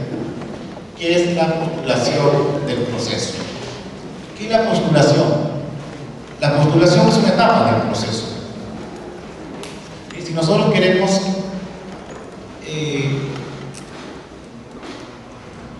dividir el proceso en etapas, las podemos dividir, y es un poco lo que está aquí en su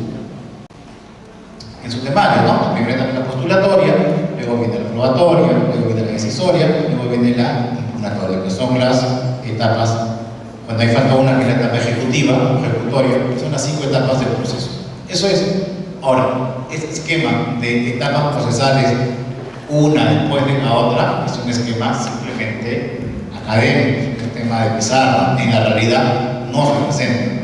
No hay, hoy en el mundo, no hay procesos que uno puede ver marcadamente. Primero la postulatoria, después la probatoria, después la decisoria, porque eso hace que los procesos sean cuidados. Hoy las fases están metidas unas con otras. Por eso, en la etapa postulatoria, ¿qué cosa es postular? Postular es presentar. Digo, voy a postular a la universidad, significa que voy a presentar a la universidad. En un proceso, ¿qué cosa postulo? Pretensiones. Entonces, cuando ya la etapa postulatoria es el momento en el cual se proponen las excepciones. Y un concepto clásico de postulación es eso. En la etapa postulatoria es la etapa en la cual se proponen las excepciones y las pretensiones y las defensas. Nada más. Y ahí debe acabar la etapa postulatoria. Porque simplemente presento, es decir, demanda y actuación. Nada más. Pero hoy la etapa postulatoria sabemos que es mucho más amplia. La etapa postulatoria sirve para realizar el control de la acción jurídica procesal, que la va a hacer en dos momentos: al calificar la demanda y al sanear el proceso. Fijar los puntos controvertidos, antes era para sanear, perdón, para conciliar, salvo que juez lo pida, pero ya no es obligatorio. Fijan los puntos controvertidos y se realiza el juzgamiento anticipado. Digamos, son los principales actos de etapa postulatoria. ¿Cuáles son los principales actos que vamos a poner? La demanda, ya dijimos que la demanda es una declaración de voluntad que tiene un pedido hacia el juez y otro hacia el demandado. Dijimos que es un pedido anulado. Calificación de la demanda. Es la revisión que hace el juez de la demanda a ver si existe algún vicio o omisión en un presupuesto procesal o en una condición de la acción. Esa es la definición de calificación. Entonces, todo lo que hemos recordado hace un momento es lo que el juez va a revisar al momento de calificar la demanda. Y obviamente se realiza luego que la demanda es presentada. ¿Quién la realiza? El juez. Por eso, cuando hacemos una demanda, lo que queremos es que el juez la revise, que el juez la analice. ¿Y qué va a hacer el juez? El juez va a analizar esto. ¿Qué cosa va a revisar el juez? El juez una vez que revise la demanda y va a analizar, puede dar 3 resultados: que admita la demanda, es decir, si califica una positiva, que todo está bien; que la declare inadmisible porque hay algún vicio, o la declare improcedente porque hay algún vicio.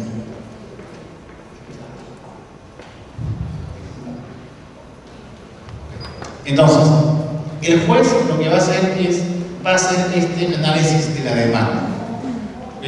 Y nosotros decimos, admite si no hay ningún vicio, todo está bien; declara inadmisible si hay un vicio subsanable; y declara improcedente si hay un vicio subsanable. Pero la regla, inadmisible es subsanable, improcedente es insubsanable. Y eso funciona bien. Ese ejercicio es bueno. ¿Por qué? Porque yo digo, ¿cómo sé si algo, es la gran pregunta, ¿no? ¿Cómo sé si algo es inadmisible o es improcedente? Ah, muy fácil. Si se subsana, inadmisible. Si no se subsana, es improcedente. Ya. Y de verdad, eso funciona.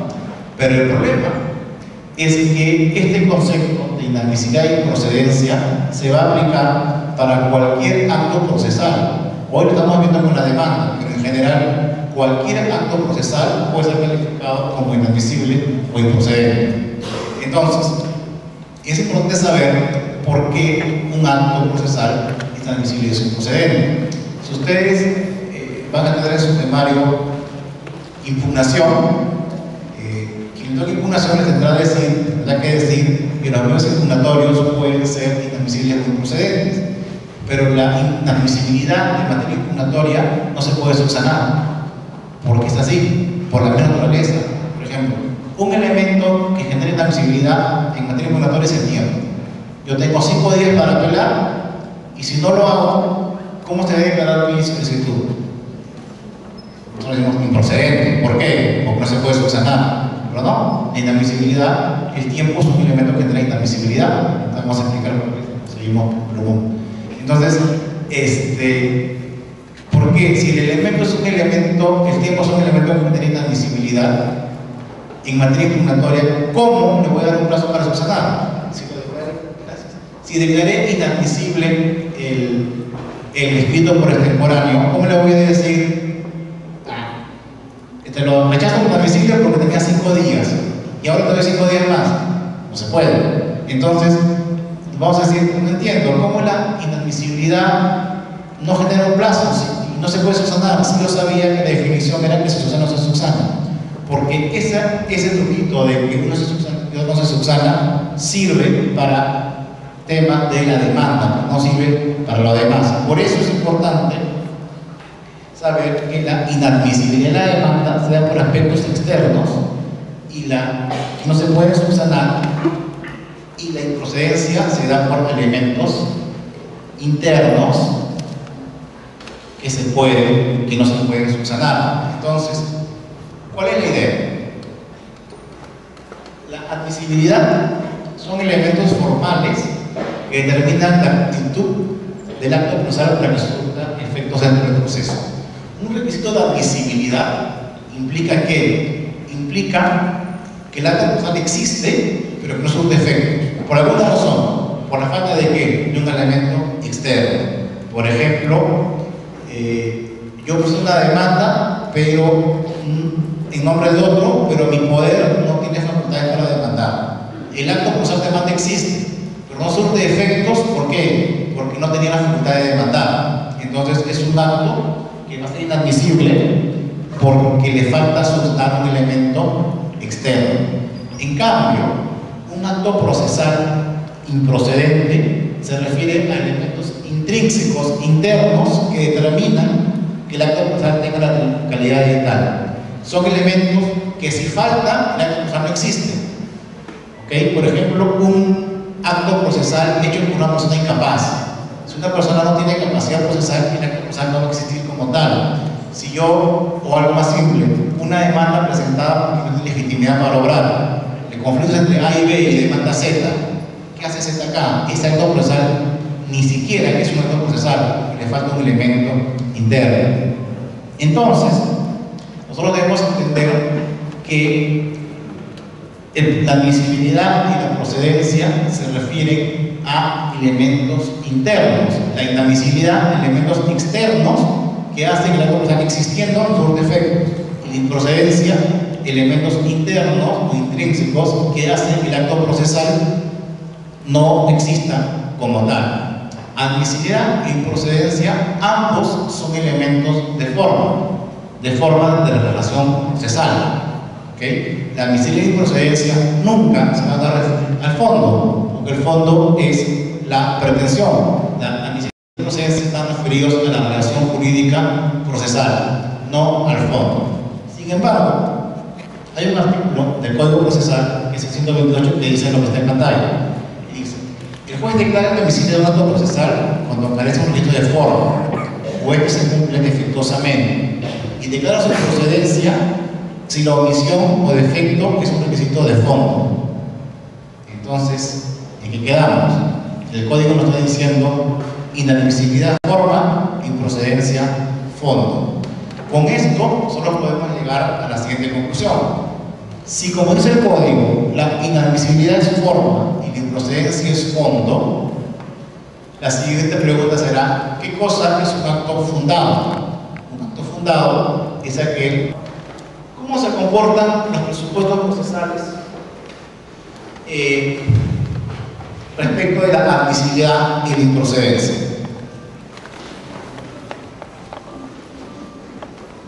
La competencia va a generar improcedencia, es decir, si yo presento una demanda de juez incompetente, estoy cumpliendo un elemento interno de la relación procesal y el proceso va a concluir, salvo el territorio. Recuerden ustedes que el elemento territorio, el juez siempre va a tener que admitir la demanda. ¿Por qué? Porque el juez admite la demanda, corre traslado y la otra parte verá si cuestiona o no cuestiona. Porque si el juez rechazaría la demanda por incompetencia territorial, ¿qué puede pasar? No podría generar la prórroga de la competencia. El juez, cuando recibe la demanda y ve que no es competente por territorio, ¿qué va a decir? Mudo, admite y el otro le diga. El juez tampoco puede decir, como alguna vez en una demanda que un episodio que decía, el juez, no obstante haber advertido que hay una competencia territorial, porque yo soy el juez del Callao y el demandado de Lima, admite la demanda porque no puedo pronunciarla. No va a decir nada. Pues simplemente sobre eso, silencio. En plaza, y si el otro no está de acuerdo, propondrá la sección de competencia o el inhibitorio. Pero lo demás, el juez tiene que quedarse mudo. Pero si es otro vicio que no es territorio, materia, grado, turno, cuantía, sí debe ser declarada improcedente. Capacidad, el código de capacidad la declara inadmisible. ¿Por qué? No porque, y acá yo creo que es un tema práctico, en estricto la capacidad es un elemento interno, la capacidad debería generar improcedencia, porque una persona que es incapaz y hace un acto procesal, ese acto procesal no tiene la calidad de tal, es un caso típico de improcedencia. No obstante, el Código Procesal lo sanciona con inadmisibilidad porque afirma que este acto puede ser subsanado mediante la concurrencia del apoderado. Es un tema práctico, más que un tema de fondo, más que un tema, digamos, teórico. La representación, sí, es un acto típico de inadmisibilidad, es un elemento formal externo que se puede subsanar. Los requisitos de la demanda, esto les va a dar concentración, son un caso típico de inadmisibilidad. Cualquier requisito de la demanda es un acto formal, interno, externo, que puede ser perfectamente subsanable. Ahora, ahí dice 427, inciso 5. ¿Por qué dice eso? Dice eso porque, si ustedes buscan ese artículo dice: es improcedente la demanda cuando no existe relación entre los hechos y el petitorio. Los hechos y el petitorio es un requisito de la demanda y es un requisito totalmente externo, por lo tanto subsanable. Pero no obstante a eso, el código lo sanciona con improcedencia. ¿Por qué? Porque el código sanciona con improcedencia esta omisión. Porque no obstante que técnicamente se puede subsanar, el legislador ha considerado que es muy grave que esto pase. Entonces, el legislador un poco nos dice: puedes equivocarte en cualquier cosa, menos en que no haya relación entre los hechos y el petitorio, porque es algo muy básico. Tú no me puedes pedir desalojo como petitorio y luego pagas una deuda. No te entiendo. Es tan grave que para mí eso genera improcedencia.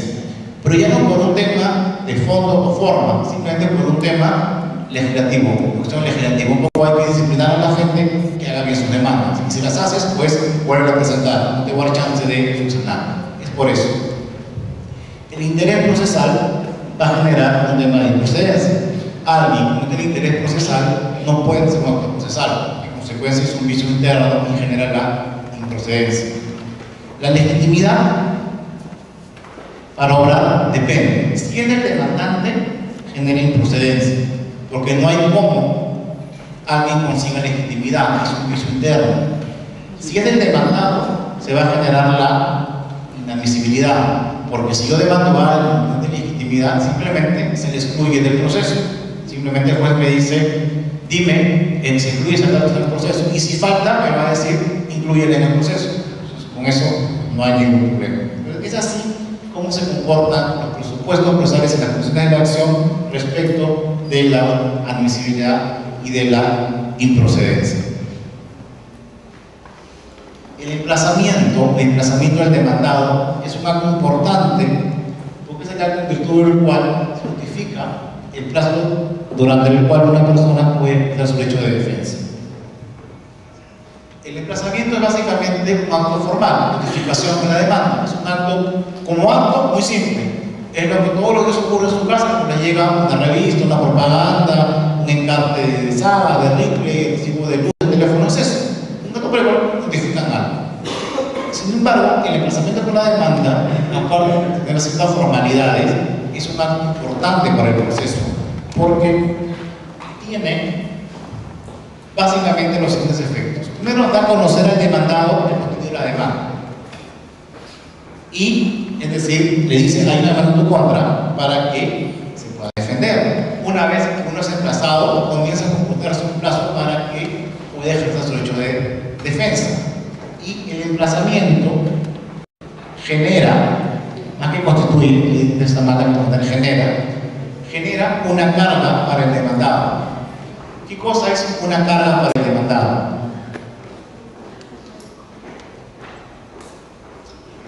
¿Por qué el emplazamiento genera una carga para el demandado? Porque le genera la carga de defenderse.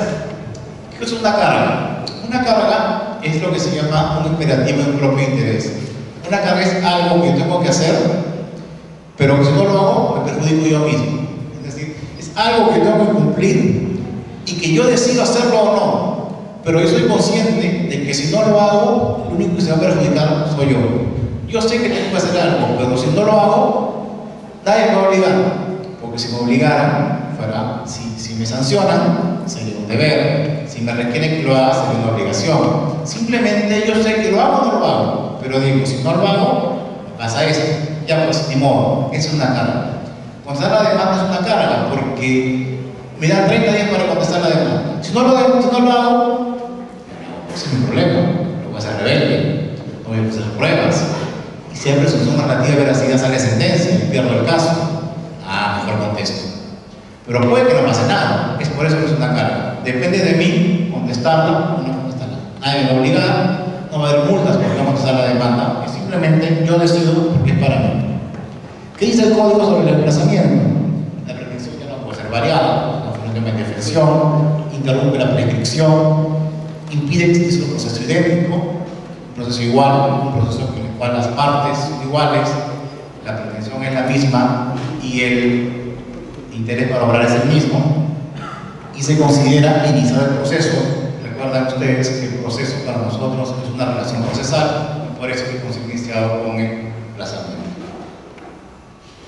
Hablemos algo de la contestación de la demanda. Implica ejercer una defensa de fondo, es decir, cuando yo contesto, ataco la pretensión. Para la forma tengo las excepciones. El demandado se debe pronunciar sobre cada hecho expuesto en la demanda. Es importante, porque si no lo hago, se considera que estoy reconociéndolo. Van a medios de prueba, tiene los mismos requisitos que la demanda, y algo muy importante que a veces nos olvidamos, y los jueces también, la de contestación de la demanda también se califica. Entonces, a veces nos olvidamos de eso y creemos, y los jueces también creen que la contestación de demanda es automática.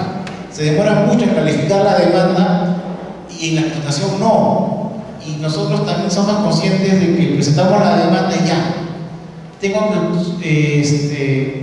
30 días para hacer la demanda, hasta el día 28, ya, feliz, ya no soy rebelde. Y no, porque la contestación de la demanda se califica igual, se califica presupuesto, se califica condiciones. Puede ser que haya un vicio que la declaren inadmisible, y lo que es más grave, la declaran improcedente. ¿Qué implica una contestación de demanda improcedente? Que no hubo contestación, consecuencia, rebelde. Presunción de veracidad, sentencia, se acabó el proceso. Entonces es algo que no somos muy conscientes de eso, pero es perfectamente posible de ocurrir. En Entonces, una vez que está la demanda, viene el saneamiento procesal. ¿Qué hay ahí? Es la segunda y última vez, en teoría, en el cual se revisan los presupuestos y las condiciones. ¿Para qué? Para dejar expedito el proceso para que se pida un pronunciamiento sobre el fondo. Es un poco la idea. Después de saneado, no puede haber ningún vicio en el proceso. ¿Qué se necesita para que haya saneamiento? Que exista demanda y contestación, o por lo menos haya transcurrido el plazo para pasar la demanda. Que se realice de oficio o a pedido de parte. De oficio es cuando no hay excepciones y a pedido de parte cuando hay excepciones. ¿Qué necesito para sanear? Simplemente que se haya contestado la demanda y transcurrido el plazo. Si alguien es rebelde, la consecuencia es que antes de después de la rebeldía se sanea el proceso.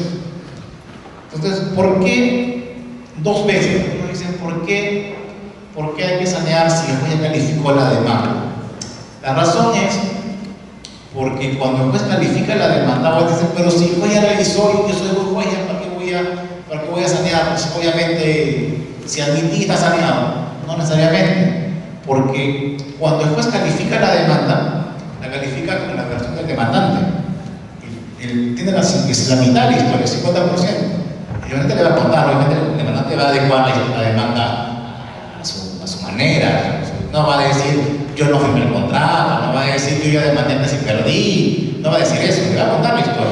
Y con la historia del demandante, pues va a decir, todo está bien, admito la demanda. Una vez emplazado, el demandante contesta, y le va a decir, señor, mentira, hubo una prórroga, pero yo no fui con él, fui con su papá. Él ya me demandó hace un año y perdió, hay cosas juzgadas, hay un proceso paralelo, hay un tema de independencia. Entonces, pues ya con las dos versiones, con el 100%, el juez vuelve a decir, con todo el panorama completo, ¿hay vicios o no? Sí hay vicios. Entonces, no es que cuando un juez admite y después sanea y corrige un error. No, es simplemente con lo que tenía no había vicios, pero ahora que tiene todo se da cuenta que sí hay vicios.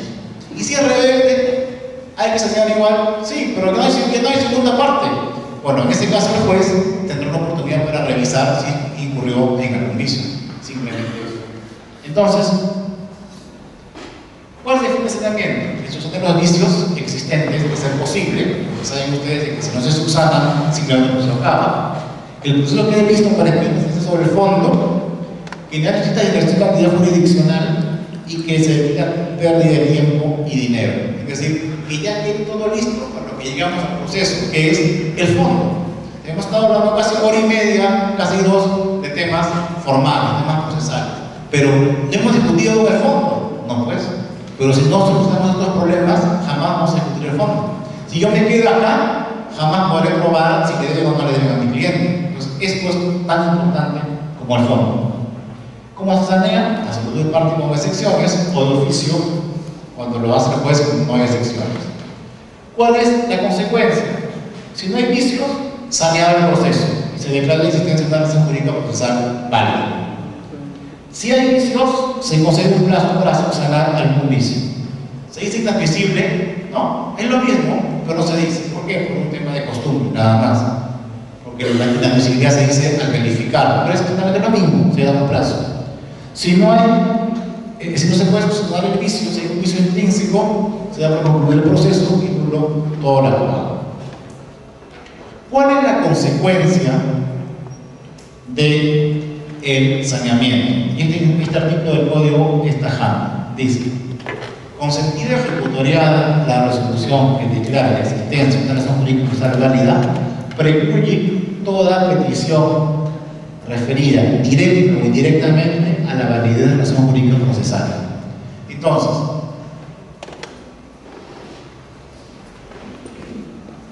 ¿qué dice este artículo?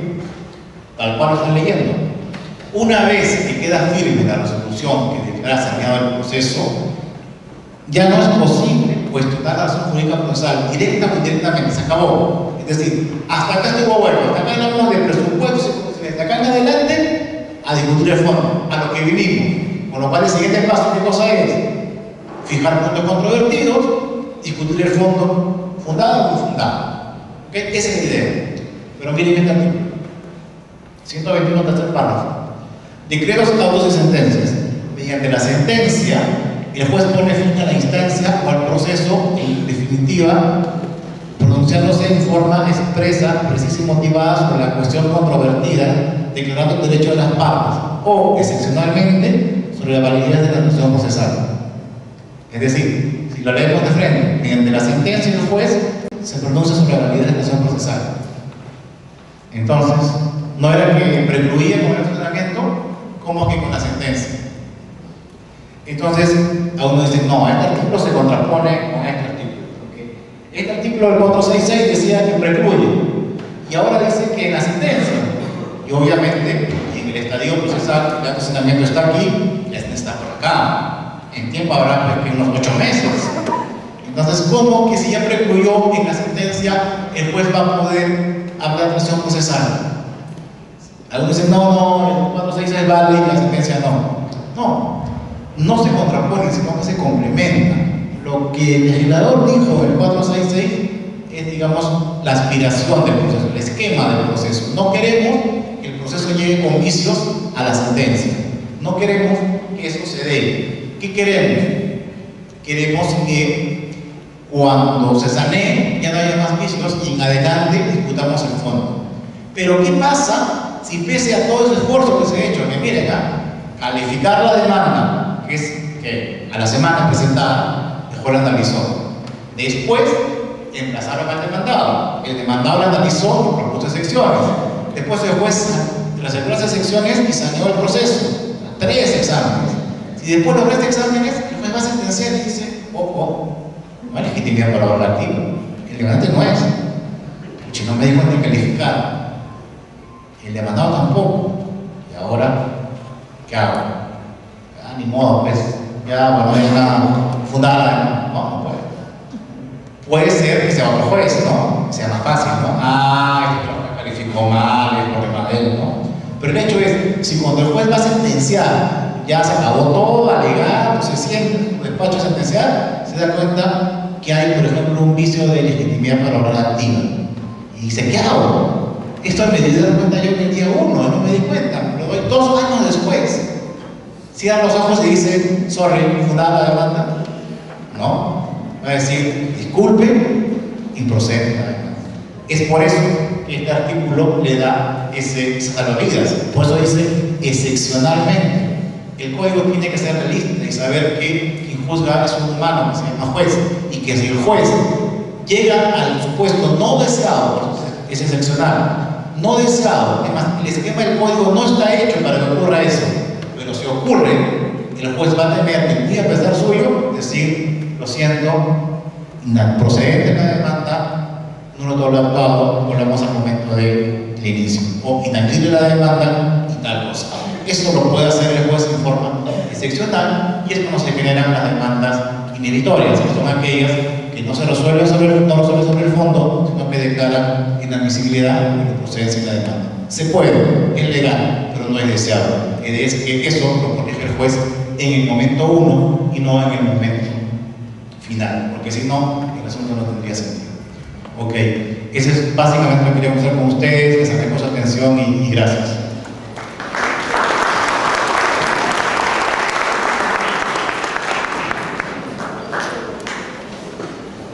¿Alguna pregunta que deseen formular? ¿Alguien? Sí.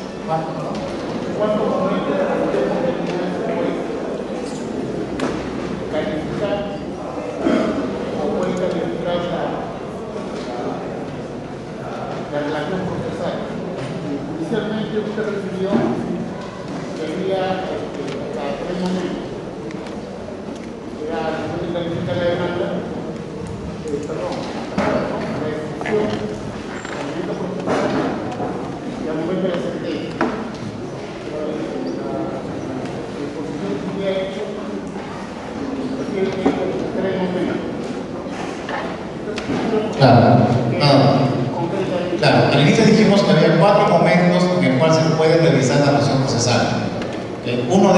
cuatro que se han pedido, que lo hacen todas las partes.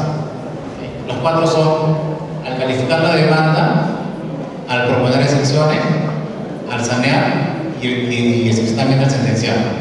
Pero de esos cuatro, al proponer excepciones es de parte.